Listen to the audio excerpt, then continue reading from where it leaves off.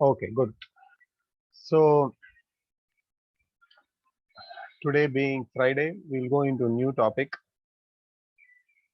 Uh, I said yesterday we'll start with Hibernate, but before we go into Hibernate, I want to touch basics on the database. So once we cover the database, then if we go into Hibernate, you will understand the queries because Hibernate deals with dealing with the database, writing queries, so all those things. So when I speak about joins or queries, you should be able to understand. So we'll start with the database. To tell in layman's term, database is a storage. It is similar to a folders of files we keep in the system or a book we keep in our shelf or any piece of data we write and keep in a paper or anything wherever we store information, that is a database. But the database, the term database is given to something which we store in an organized way, in a in a more in a efficient way where we can retrieve the data much faster. Let's say we write a piece of information in a paper and we put it in our shelf. When someone is going to ask, it will be difficult. If we are going to keep as papers separately, it will be difficult. But if we keep it in a book and we have a index, if someone is going to ask, we can easily refer to the book and tell. If we take a telephone directory, the index will show the page numbers and the alphabet. Okay, I am going, okay, someone is asking about Arjun's telephone number. We go, okay, A is in page number 1 to 10. We go to that page and we see, okay, where is AR? So we go, so we know the logical order how to search in a book because our brain is programmed in that way. The same way, the data, I can store the data as file in my folder, but it will be tough for me to retrieve it. I have to go inside each of the folder and see. So that is one way of storing. A database is something where we store the data in a logical way. Sorry, someone has a question.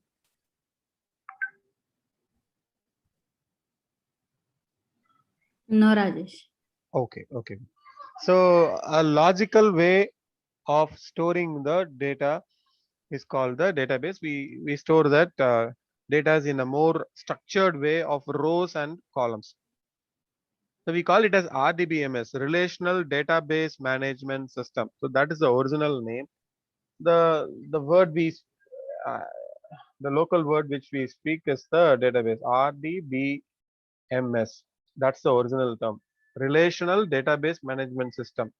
Which brings us a question: do we have any other database? Yes, we do. We have a non-relational database system. Those are called NoSQL. So, okay, I'll add one more slide. So we have a relational database management system RDBMS. So what all comes under RDBMS? MySQL, you would have heard of SQL, which is MS SQL from Microsoft, and Oracle DB, Teradata, that's a warehouse database. And what else? Anything else you know?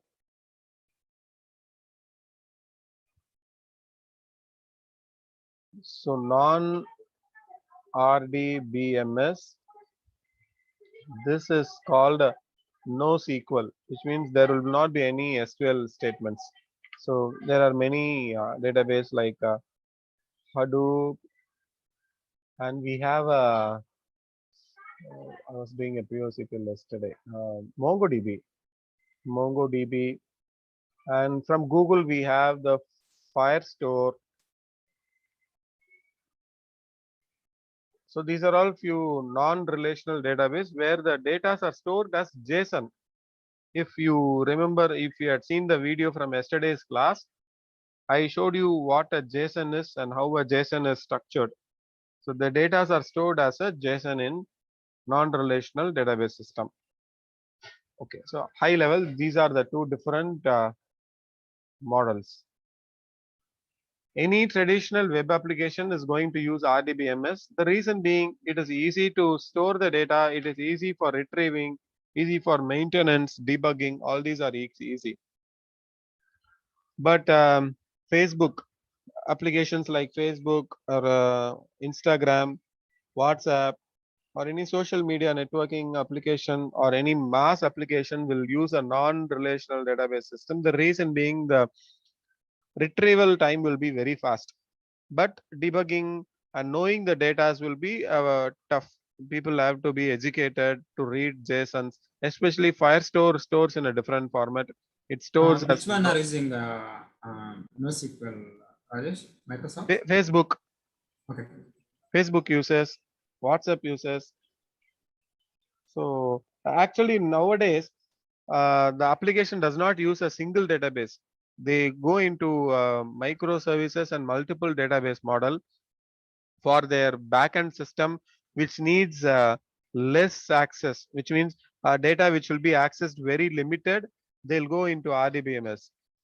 And user profile data or the messages data, Facebook post, those are all retrieved frequently, right? So it's going to be a million hit per second or so, because everyone will be accessing. If you take a particular second, at least like 10,000 users will be accessing. So for those things where frequent retrieval of data is required, they store it in non-RDBMS. So it's a mix-up of database. Nowadays, there is no single database which is used. They use more than one. So this is the high-level story of how database came into picture. Now we'll go into we'll cover only RDBMS, as non-RDBMS is out of scope and it also needs more time. So we'll cover RDBMS, but using this knowledge, you can learn non-RDBMS. It is not a tough thing. Okay, so the RDBMS consists of tables. We call as tables. Tables will have a rows and columns. The columns is going to have the data type. This is similar to a Excel file. In Excel, we'll have rows, we'll have columns. That entire rows and columns, a bunch is called a sheet in the Excel. The same terminology, the sheet is equivalent to tables, rows is rows and columns are columns, and each cell is having a data type. I have a database uh, available just for training. I pulled it up. You have to install the database in your machine for reading this. You can go to MySQL downloads and you can download and install the server. Here you have to go, and here it is, MySQL community server, which is for reading purpose. This is a free version, but just ensure that when you install it, after you are done, that is when you have completed your study, you go to task manager and stop the server. The task manager, in the process, if you search for MySQL that will be running, you stop it. Otherwise, unnecessarily your system RAM would be taken, because servers should not be installed in local machine. It is going to slow down your machine. So just a word of caution when you use it. So here it is, MySQL community server 5.7. Select the operating system and the OS version, and here you have the different binaries. You can download nearly 350 MB to 450 MB is there. You download, it's an exe, you install it, your server will be installed, the services will be running, the server will be ready to access. This is one way. You can also download, if you are a .NET guy, you can also download MS SQL. There we call as Express Edition, which means these are all free tools available for study purpose. These cannot be used as production because this cannot withstand heavy loads, but just for reading purpose you can use it. This will have limits in size, security, all those things. So here developer, full SQL Server 2019.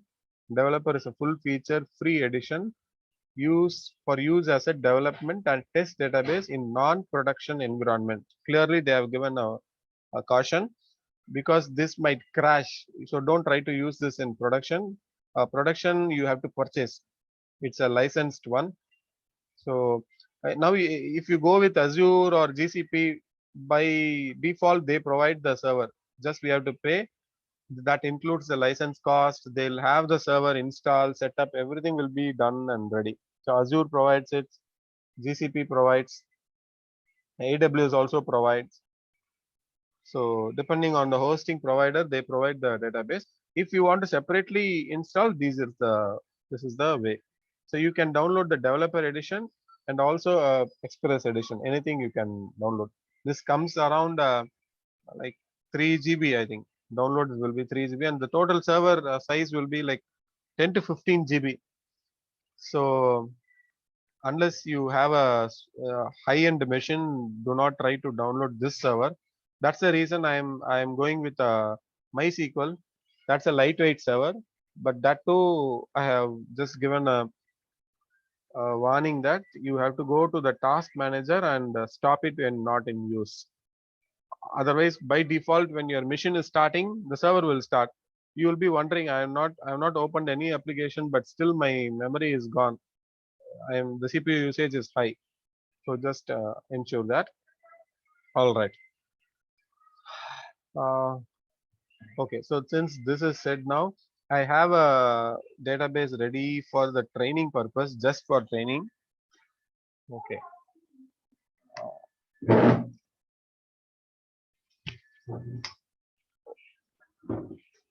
So the first thing is I'll create one table. So I will create a table as T001 users, and I want, let me write it here. So I'm going to create a table T001. Just a naming convention. T is for table. Why do we need to tell T? Because apart from table, database can have SP, stored procedures. It can have functions. It can have triggers. It can have views. So these are different concepts.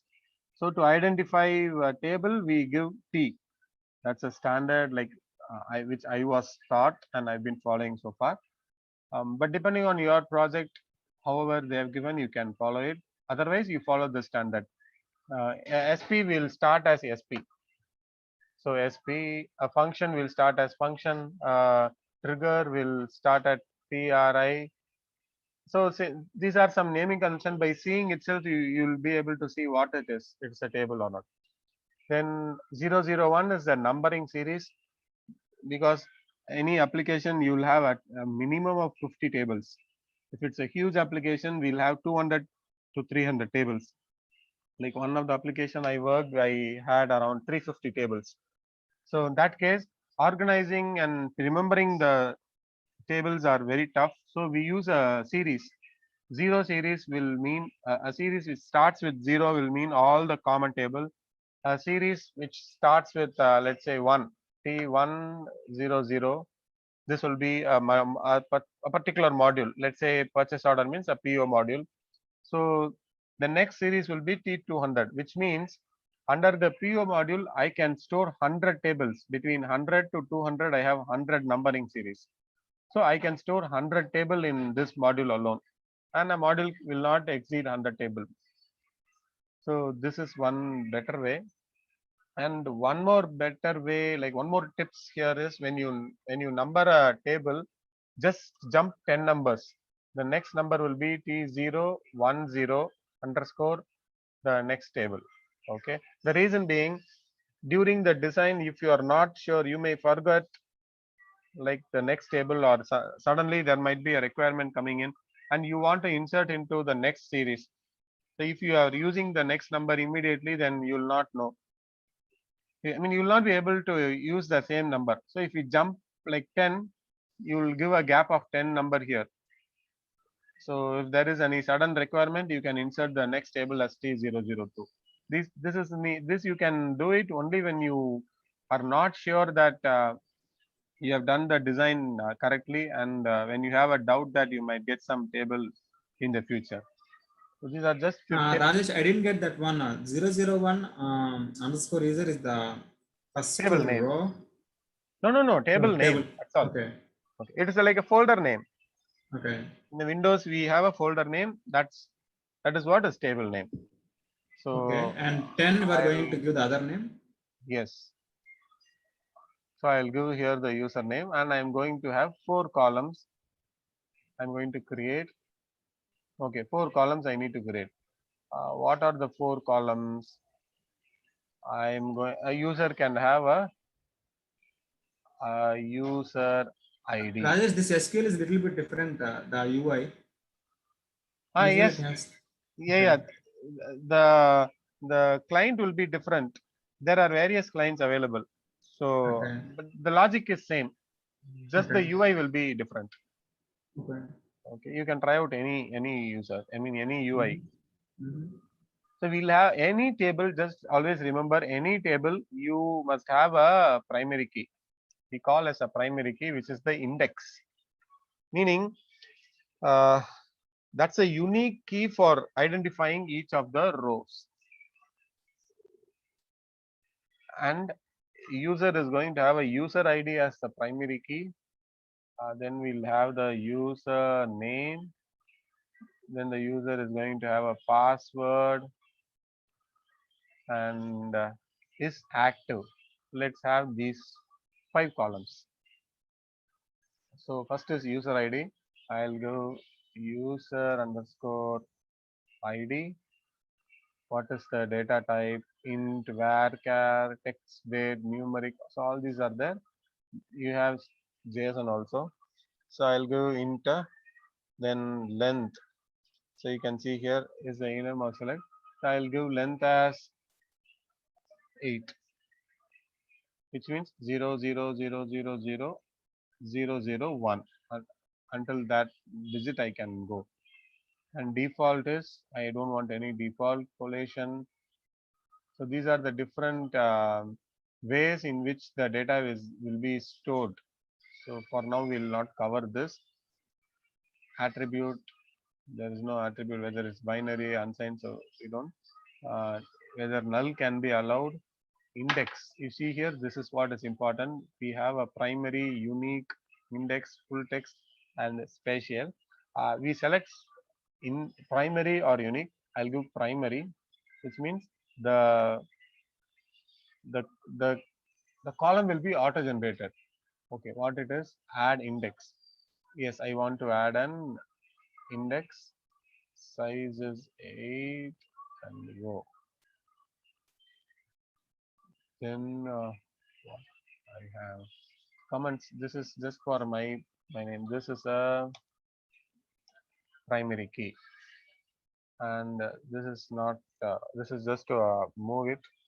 For now, this primary key alone. So this is a primary key, which means this will be auto generated. Now the next column in the table is username, password, and active. I'll go ahead. Username I have given continuously. I'll remove it. Username. The username will be a text. So varchar, and the username maximum how much they can give, like 20 characters. I'll restrict to 20.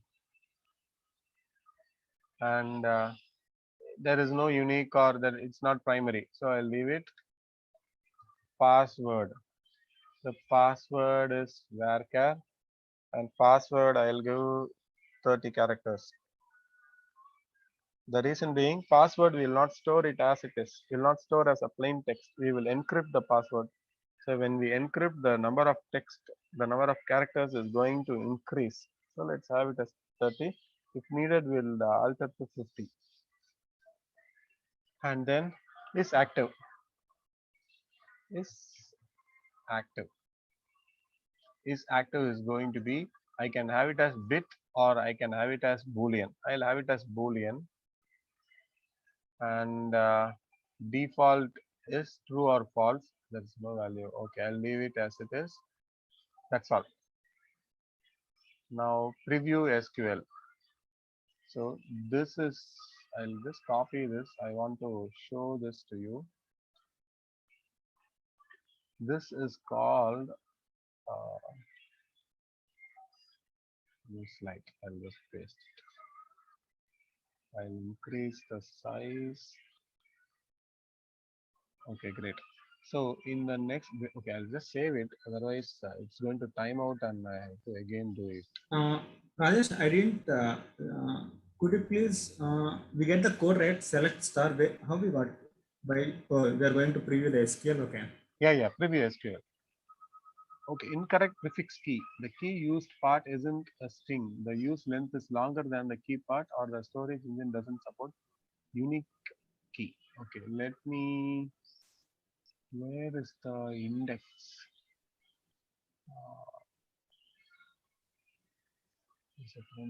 Auto increment. I have to enable this. It's an AI means auto increment.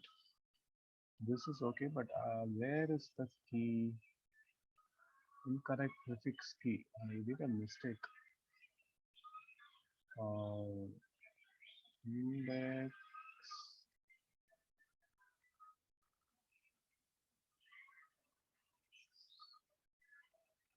In a pop-up I gave, right? That was. Rajesh, here the user ID has to be unique. That's why we given as a primary key, right? Yes. Actually, there is a difference between unique and primary key. Primary key means usually it will be an int, and usually we provide as auto increment. Unique we will give, like, let us say the email ID field in a table has to be only one email ID should be used only once. If that is the use case, then we set it as unique. It's not primary key. Slightly different logic, both are. I didn't get it, Rajesh. Unique means a column value can be only once used in the entire database. Yes. Okay. Primary key means it is an int and we can automatically increment the next value. We are not bothered about the value. All we want is a unique value for each row. Unique we use when we want to validate a user. Like primary key, we will not. Unique will be user supplied value to make you like clear. Primary key will be an auto generated value usually. Primary key also can be supplied by the user. Mostly it will be auto generated, but unique will be supplied by the user. Let's say I got the unique. You can save email address as the primary key. Email address will be rather than primary key. Unique will be easy. Unique will be the best for email ID. Primary key, if you have any example. Primary key usually will be an int number. We'll give an auto generate number. The system will take care of generating the number. Every table will have a one column as primary key, so that we can add it to the index. Okay. One with example, when we see, you will slowly understand it. Okay. I have to delete and redo something. I did a mistake. Okay, let me close it out.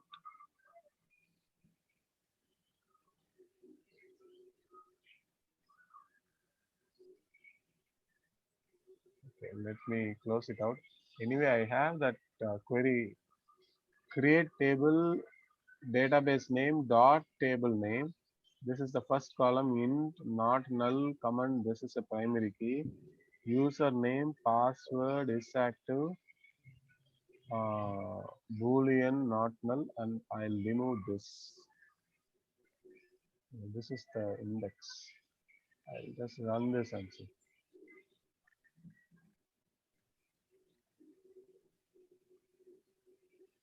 Format. Okay. I'll copy in this format and keep it. All right. Go empty result, query took point one, there a table is created here. So now if we go here, the table structure is user ID and this is a primary key value, username, password and inactive. Now I can just go and give the values. I'll go to the structure. Mistake, I clicked something, right?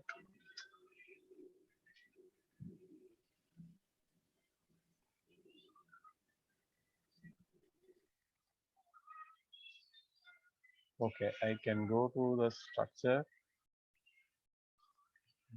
This is the table structure. Okay. Insert. Here it is. Into this table, I want to insert a value. User ID. Okay, 1 second. User ID, I have to make auto increment. User ID, I will. This is a primary key. Change. I'll just enable that auto increment alone and save it. Incorrect. There can be only one auto. It must be defined as a key. Okay, so we have done already. I'll go to insert them because usually insert will not ask the primary key. That's why I got confused. So this is a different UI. Usually I'm used to SQL YOG. I'll show you that. This is a simple SQL YOG. This is a simple UI for connecting with the MySQL database. Database was different. This is a client to connect to the my database. I'll insert one name as Rajesh. Password is, we'll change this password later. This will not be visible actually. And active is 1. Okay, what it is telling, incorrect column. That is why I wanted to make this as an auto increment.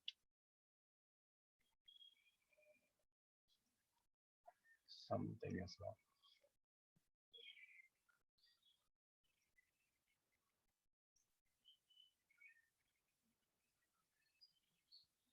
Once again, let me go to the database and check it out. Structure. Okay, collation, attribute, null, default, extra, more, primary.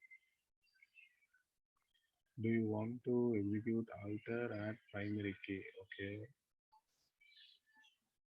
Okay, so this is a primary key. Now if I go to insert, okay, auto increment is not working. This thing to be changed.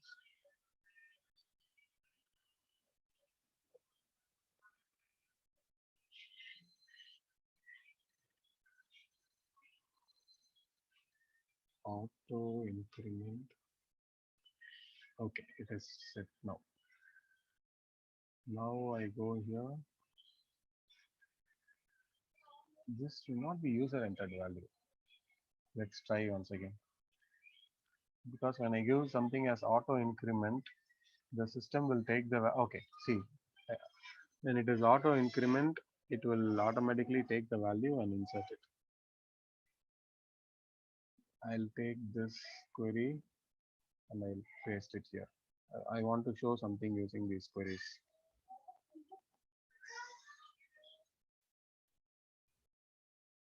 Okay.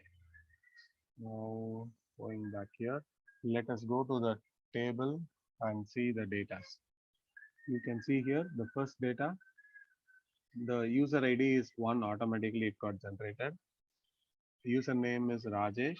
Password is 1234. Active is 1. So this is one. You can visualize this as one Excel sheet, which is having 1, 2, 3, and 4 columns and 1 row. Edit, copy, delete.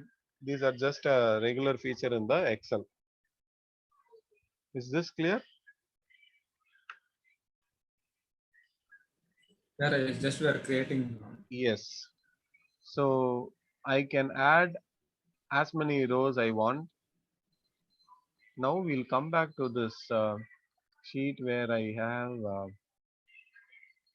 okay, so we have different types of statements. We have DDL, which is data definition language. We have DML, data manipulation language. We have DQL, data query language, and DCL, data control language. We have TCL, which is transaction control language. Okay, these are the definitions or the label given to the queries. That's all. So this case, I took one query, right? When I created a table, I copied one query and kept create table. Using this query, I create a table. This is called DML, data manipulation language. So using a query, so we can create. There is a green color highlighted, right? Create. Create is used to create a database like table, function, view, store procedures. Drop is used to delete an object. Alter is used to structure. Truncate is used to truncate the data and reset the primary key. Comment is used to add comment, and rename is to rename the column name.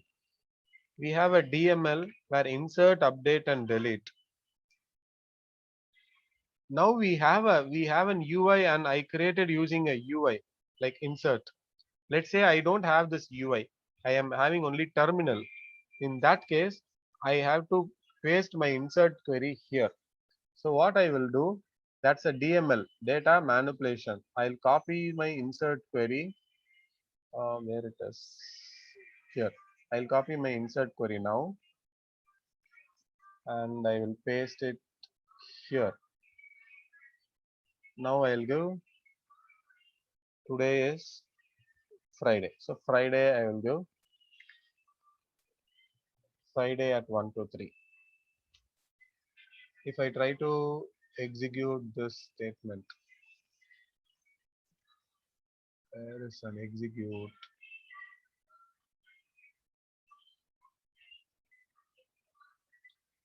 Inserted row ID is 2. 2 got inserted, and this is the query charts. If I go and browse the data, the second row would have been inserted with the second ID. So instead of going through a UI, using a query, I can run and I am able to insert a data. This is the use of the query. This is what we call it as DML statements. Without going to a UI, we can create a database. We can wrap a database. We can do these things: alter, truncate. Say for everything there is a syntax. Like how we had for insert, we have for update, we have for delete, and for DQL is to select the database, select the data. This case, I went to browse. If I don't want to go into browse, I want to go here, select star from user, select. Okay, it is automatically coming. Execute, go. If I give this, I will get the result. The same result I'm getting here. This is a DQL, data query language, which is a select statement. Then we have DCL, which is grant and revoke. This is used mainly to control the database access for a user. Currently, I am logged in as this user, and this user is having access to this database. Now, if I want to revoke this access, I can execute the revoke query. The revoke access to the database name to the user. If we give that's a syntax. If we give that, the access to the database will be revoked. Okay, I have to show you documentation, right? So for every, depending on what database you are using, you go to the documentation. It is not a single document. MS SQL will have its own documentation. MySQL will have its own. but there will not be much of a difference in the documentation. Just that MS SQL will have few syntaxes more than the MySQL. So where is okay reference manual, server reference manual, correct. 8 MySQL reference manual.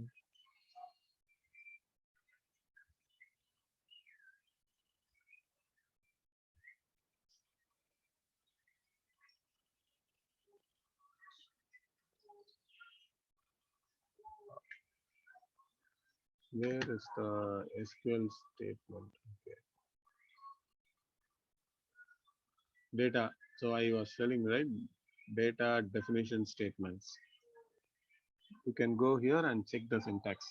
With every new server release, these would be changing.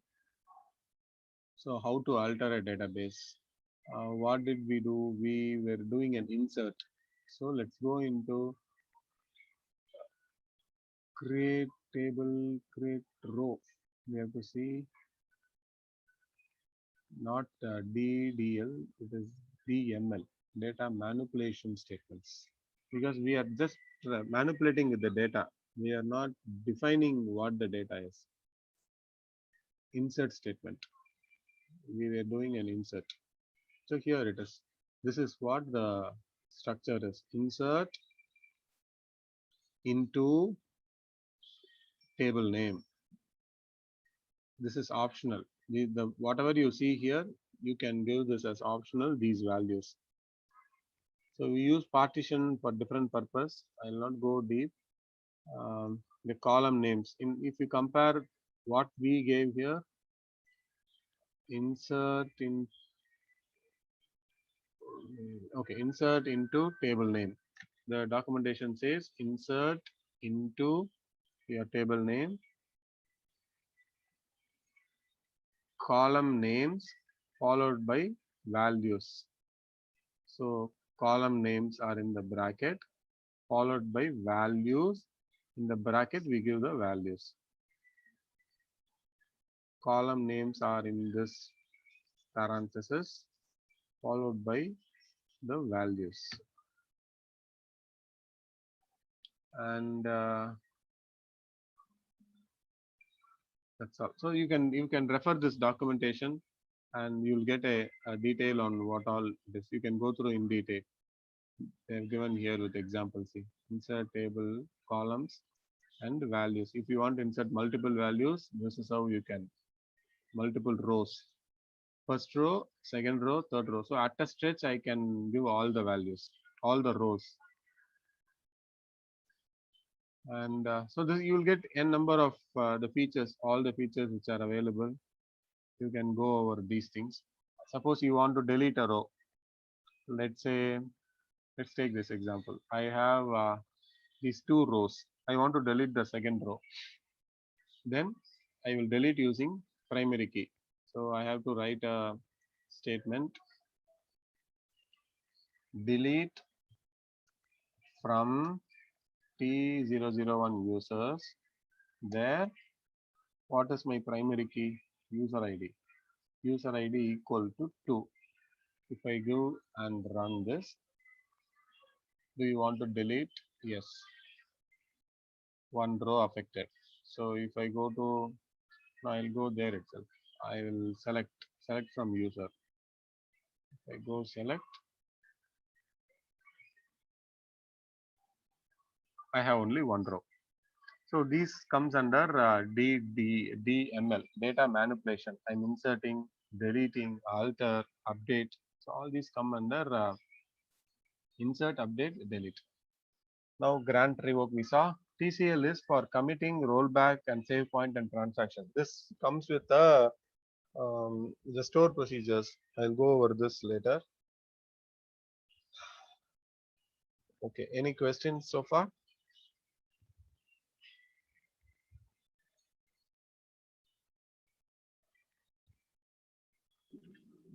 I'm good, Rajesh.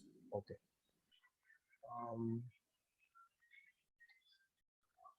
Next, we have something before I go into this primary key.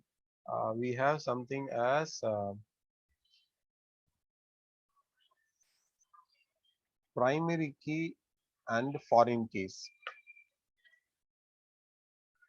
So let us take this example. I have a user T001 user is my table. Now let us say the user is having a personal information. Let's take this. So T002 address. Let's take as address. User and address.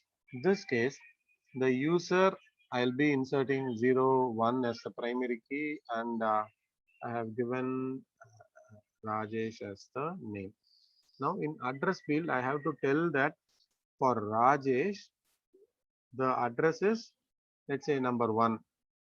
Okay, number 1. So what we have to do, we have to create one more table as address.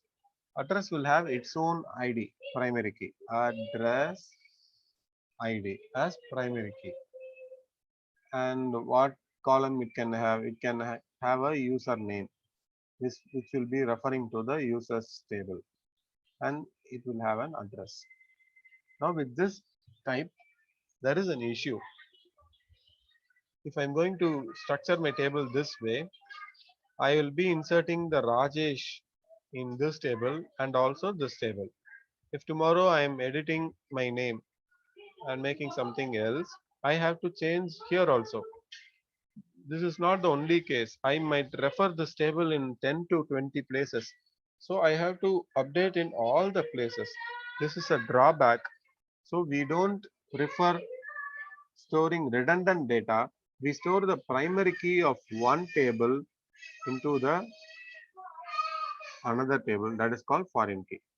So T001 user, or we'll have it as user ID. I'll give as FK for understanding. This is a foreign key. This is a primary key of T00, T001 user table.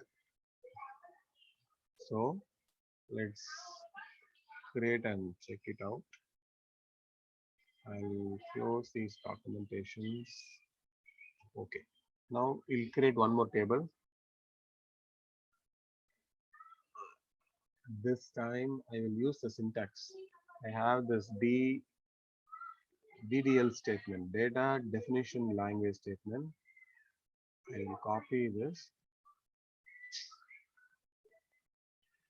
Oh, it's very small.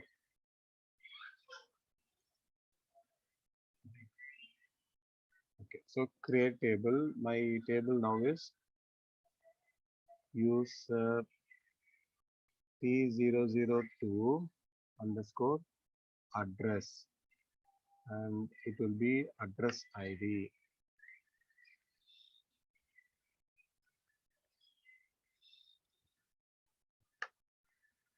The length will be same, comment it will be same, user name will not be there. Instead of that, address, the actual address, the address will not have 20. I will keep it as 100.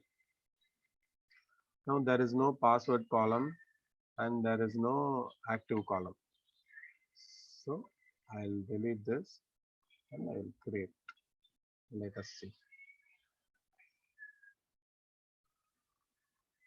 I will go to SQL window and I will paste it. Okay, what is the problem? One comma has come at the end. Oh, this is correct. At the end it has come. This line, to remove the comma and go. So okay, a table is created. If I refresh here, okay, I got this table, address table. Now if you see the address table, we have an address ID and address. So let me add some data here. I'll insert data. Address ID, it is primary key. So address I will give as number 27 6 19 cross. I'll give this and go.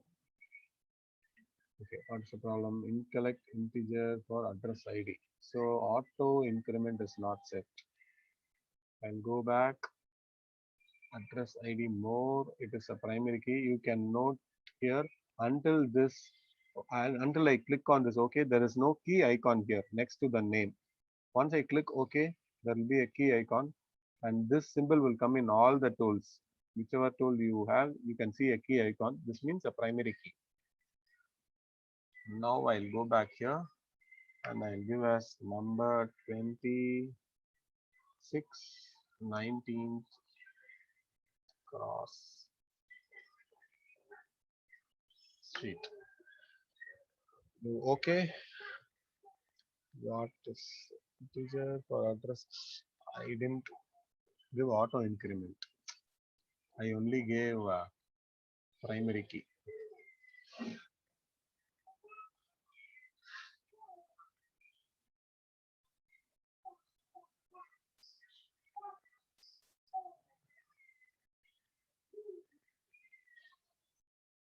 I will be edit. There is an AI auto increment save. Now insert number 26. Go. Okay, it got inserted. But using this table, we will not know whose address is it. Okay, number 26 is address, but for which user? I can have more users. That is why we add one more column here as foreign key. Here we add as add one after the address go,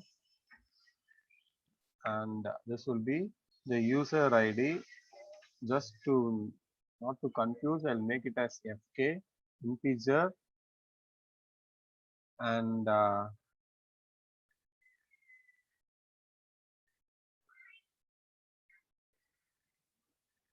okay, default value. Okay, I'll save it here. I'll go to structure.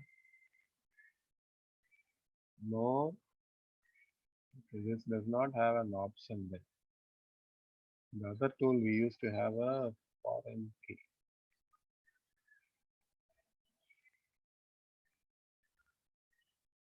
Okay, indexes, create an index, okay.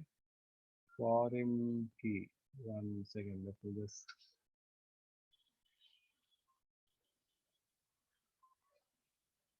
Okay, foreign key constraint, here it is. So, constraint name, I'll give as user ID FK. This is just a name for us. Which column should be my foreign key? User ID FK. And what is the database and which is the table from the user table? What is the column? User ID. So my column user ID FK in this database, the current schema, has to refer this schema, this table, and this column. So on delete, it has to restrict, which means if I delete the original table, I should not be able to delete it because there is a foreign key reference. I'll create this. Okay, what is the problem? You cannot add or update a child row. A foreign key constraint fails. Why? Because I already have one record here. So I will delete that record. I'll go back to the structure, relational view, constraint name, user ID, FK, column name, user ID, FK, schema name, user, and user ID. Preview. So this is how alter table works. We alter table, add a constraint. What is the constraint? It's a foreign key. So these syntax you will not use nowadays because all the UI editors have have become so sophisticated that nowadays we don't even write these statements. It's all instant. Everything you can see using an editor. So just for knowing purpose, I am showing. Okay, what happened? It is executed successfully. Now, if I go and browse the data, okay, I'll try to insert one data now. Now, okay, note this one. I'm giving number 26 alone. This is a primary key, so I need not give automatically, it will increase. The foreign key I'm not giving here. Okay, I'll do go. It is throwing error because incorrect integer value. You have to provide a reference to the original table. So what we will do, I will go here, but how do I click to dismiss this notification? Okay, user ID.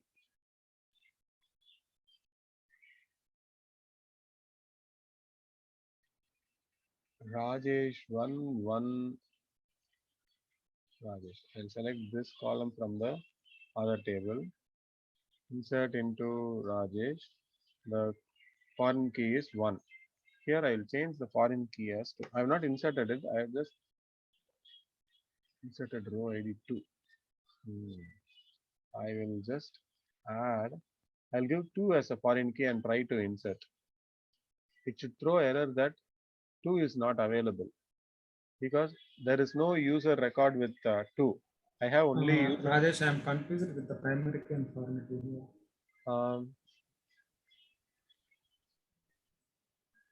Okay, so We can say the primary key, for example, we are entering into one of the organization. If they give any ID number, it's a primary key or Aadhaar number. No, primary key will be you don't relate your data with the primary